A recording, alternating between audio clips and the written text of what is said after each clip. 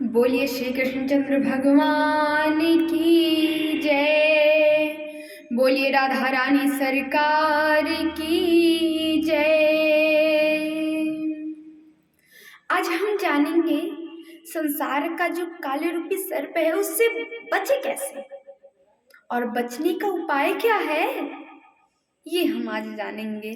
तो काले व्याल मुख ग्रास त्रास निर्णासे हे तवे श्रीमद् भागवतम शास्त्रम कलौ कीरेण भाषितम।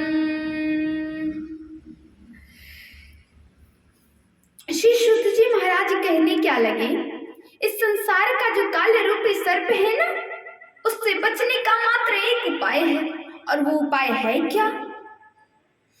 श्रीमद् भागवत महापुराण को ही नियमित माना गया है इस उपाय को मारे।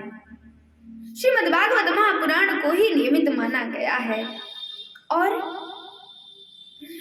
व्याधस्या चरणं ध्रुवस्य च पयोविद्या गजेन्द्रस्य का जातिर्विदुरस्य यादवपतेरु ग्रष्किं पौरुषं कुब्जायः किमु तत्र रूपमधिकं किं तत् सुदामनो धनं भक्त्या तुष्यति केवलं परमया भक्ति प्रियो माधवः।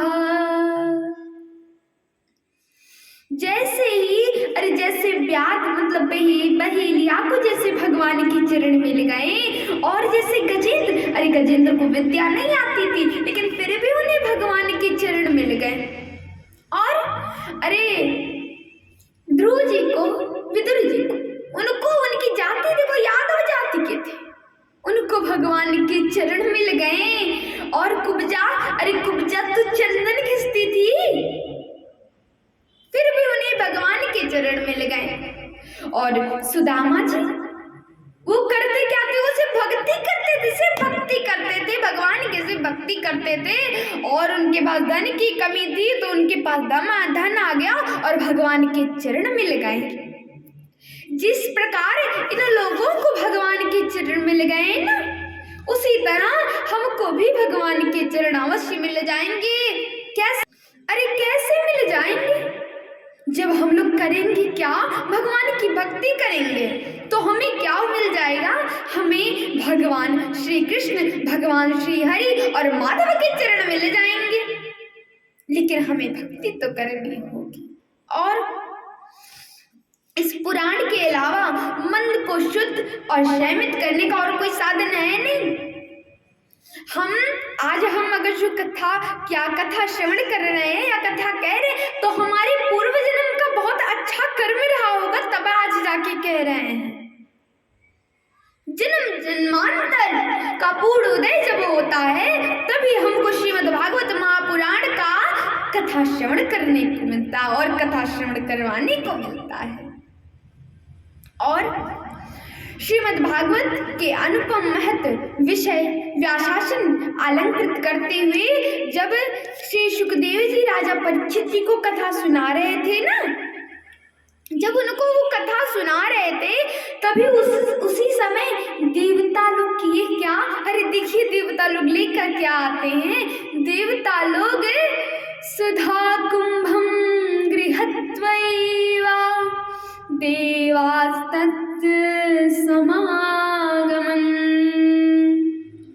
एक अमृत के कलश को लेकर आते हैं।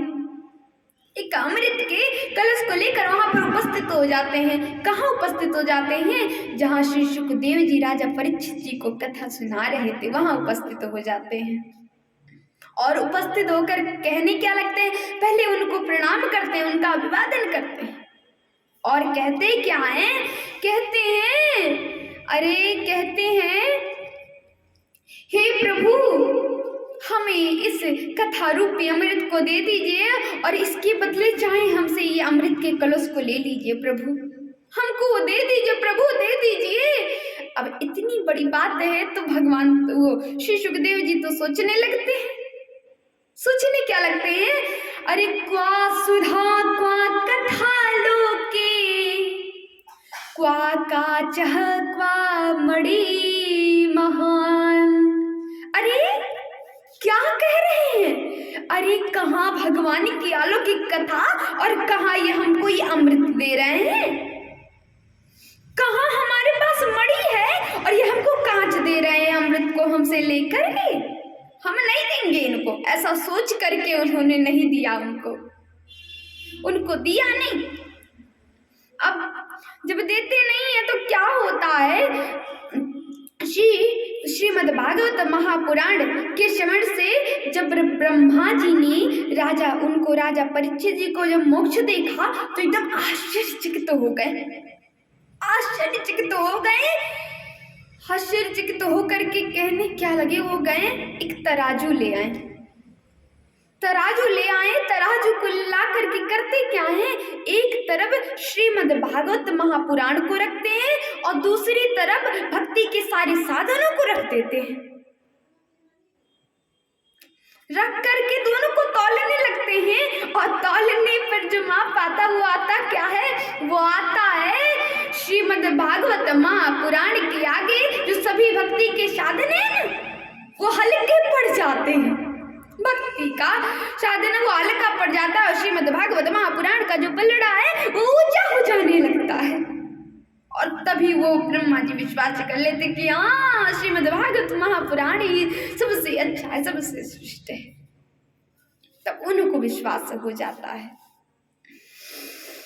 कहते क्या है, जग के सब लाभ पराजित हैं, सत संगति वाले लाभों से सरे गादिक तुच्छ है तुलने पर, सत संगति सुख के बाटों से, सत संगति सुख के बाटों से। जो जग के सब लाभ है ना वो पराजित हो जाते हैं, किसके, अरे लाभ क्या क्या, हमारे पास गाड़ी बंगला आदि जब धन मन है सब पराजित हो जाते हैं, किसके आगे, अरे किसके आगे, भक्ति के आगे, सत्संग के आगे सब पराजित हो जाते हैं।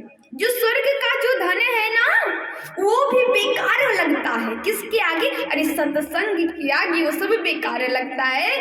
तो हम करें क्या, सत्संग करें कि सत्संग से अच्छा कुछ है नहीं, हाँ सत्संग जरूर करें। बोलिए राधा रानी सरकार की।